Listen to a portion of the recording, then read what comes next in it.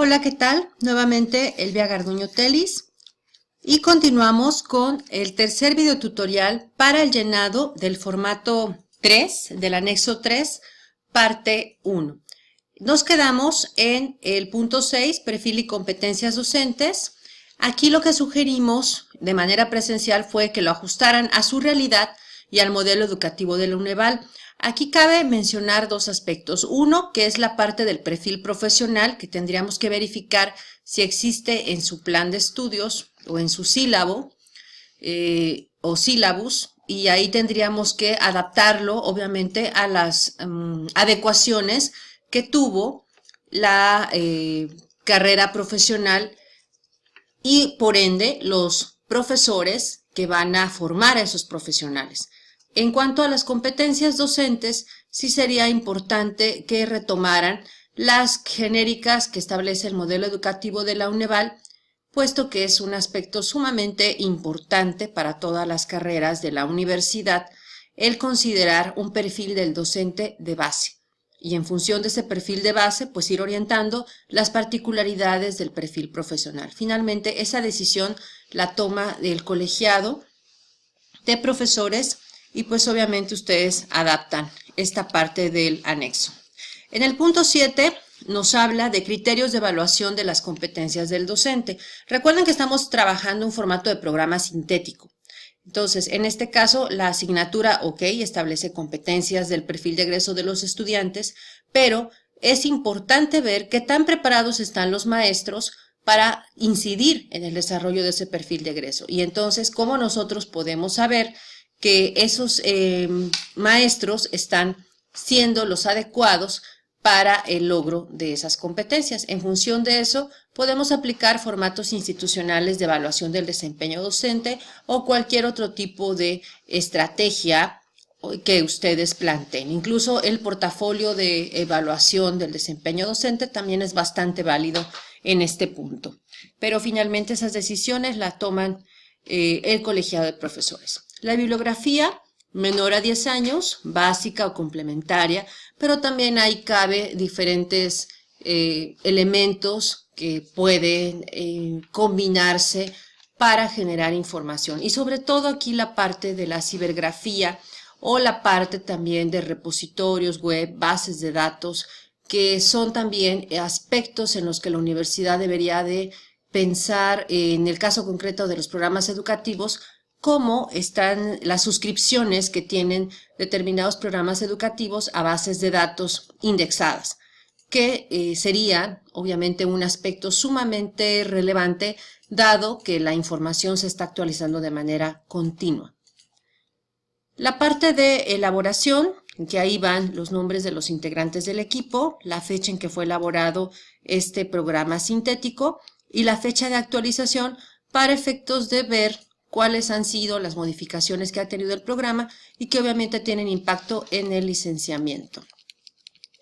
En el anexo 3, parte 2, nos vamos precisamente a la planeación de la unidad didáctica, en donde vamos a retomar la parte anterior para realizar las secuencias didácticas o la planeación de las sesiones que nos permiten atender al desarrollo de los componentes de la competencia.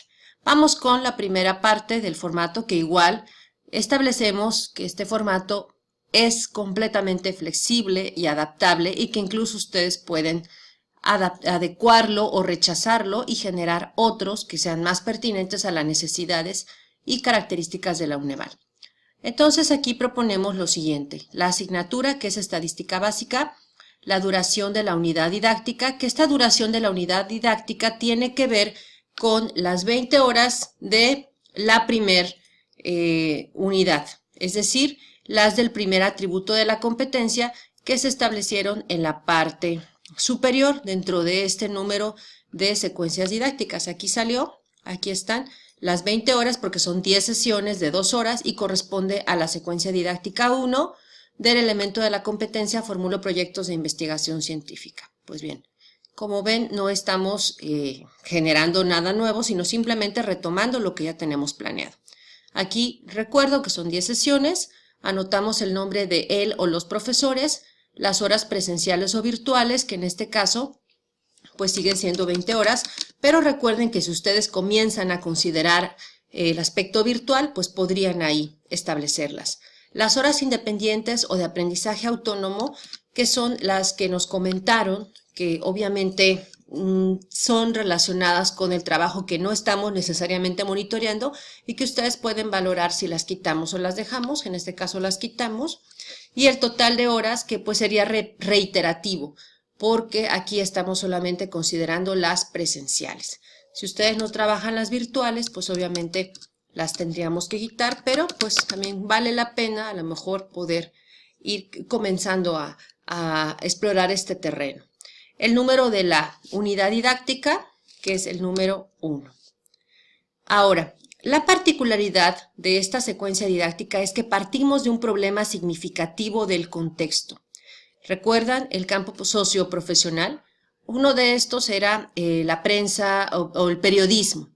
Entonces, un problema significativo del contexto, lo establecieron sus compañeros docentes, es la credibilidad que tiene la prensa escrita local.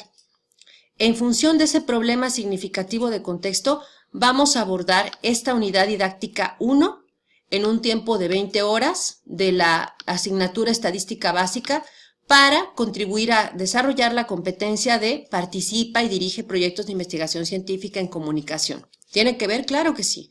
La credibilidad de la prensa es un problema que puede generar un proyecto de investigación, que puede tener una solución, que está en el contexto regional y que obviamente tiene que ver con la comunicación teórica y aplicada. Obviamente implica una actitud ética. Como ustedes ven, seguimos alineando.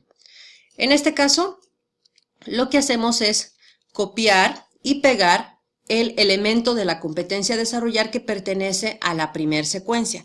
Formulo proyectos de investigación científica y copiamos y pegamos los conocimientos, habilidades, actitudes y valores que fueron tomados de la tabla denominada desglose de la competencia. Esta parte, que se llama eje integrador, no es más que el proyecto.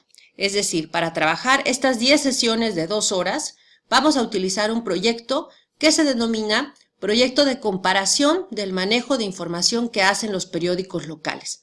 Vamos a comparar cómo manejan la información y en función de ello vamos a hacer un análisis estadístico. Vamos a poner como ejemplo la primera sesión solamente, que sería la sesión, obviamente, que implica el inicio de las clases. Entonces, para esto nos vamos a este formato que contiene la fecha, las actividades de aprendizaje, que incluyen las que hace con el facilitador o con el mediador, que también es otro nombre que asignan a la docencia su modelo educativo, las actividades de aprendizaje independiente, la evaluación, que incluye los aprendizajes esperados, las evidencias, la ponderación y los recursos. Vamos a poner un ejemplo de la primera sesión del lunes 9 de abril, cuando lleguen los estudiantes a mi clase. Entre las actividades que harían conmigo en clase serían las siguientes. Primero, voy a emplear 10 minutos para una técnica de presentación del grupo y mía. Después, voy a hacer una evaluación diagnóstica. Acuérdense que es la primera sesión. Entonces, en esa evaluación diagnóstica voy a preguntarles qué sabemos sobre la estadística en la investigación. Aquí, ¿puedo hacer un cuestionario? Sí. ¿Podría hacer un examen? Pues sí, no. Más bien la evaluación diagnóstica es un aspecto muy valorativo. En ese sentido, pueden plantear, por ejemplo, una lluvia de ideas e ir anotando en el pizarrón todos los aspectos claves para ir generando un diagnóstico grupal bastante interesante y participativo.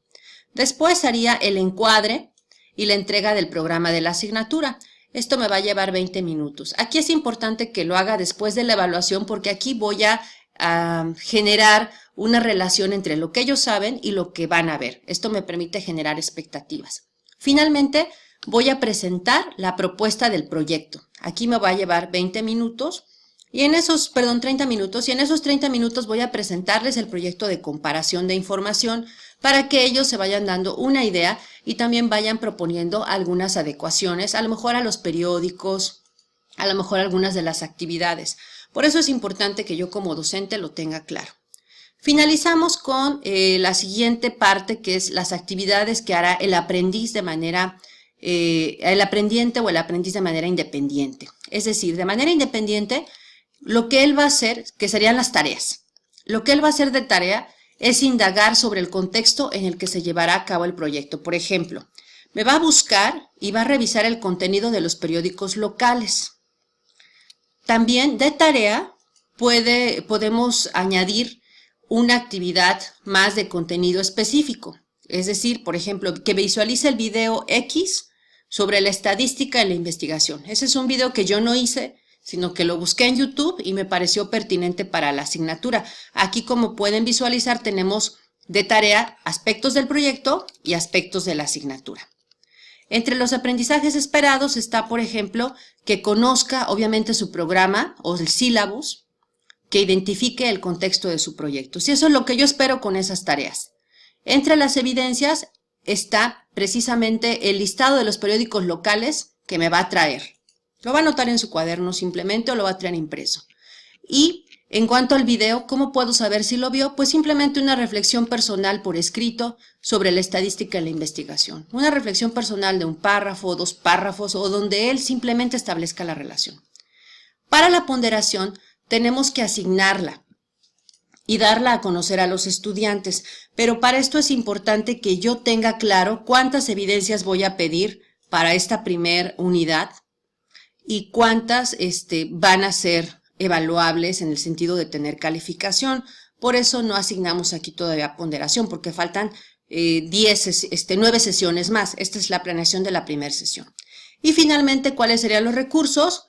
El programa de estudios, un PowerPoint, el videoproyector, la internet en el canal de YouTube y obviamente pues ellos van a realizar la búsqueda pues a través de internet o tal vez se compren los periódicos locales. Como puedes ver en el resto del formato siguen la sesión 2, 3, 4 hasta la 10 que serían las que corresponde a la unidad didáctica 1 que se denomina como el primer elemento de la competencia y que es precisamente la que estamos trabajando aquí, la de formulo proyectos de investigación científica. Esto lo tendríamos que hacer por unidad didáctica. Espero que este ejemplo te haya quedado claro y para continuar con este mismo ejercicio, en el siguiente video abordaremos las rúbricas de evaluación.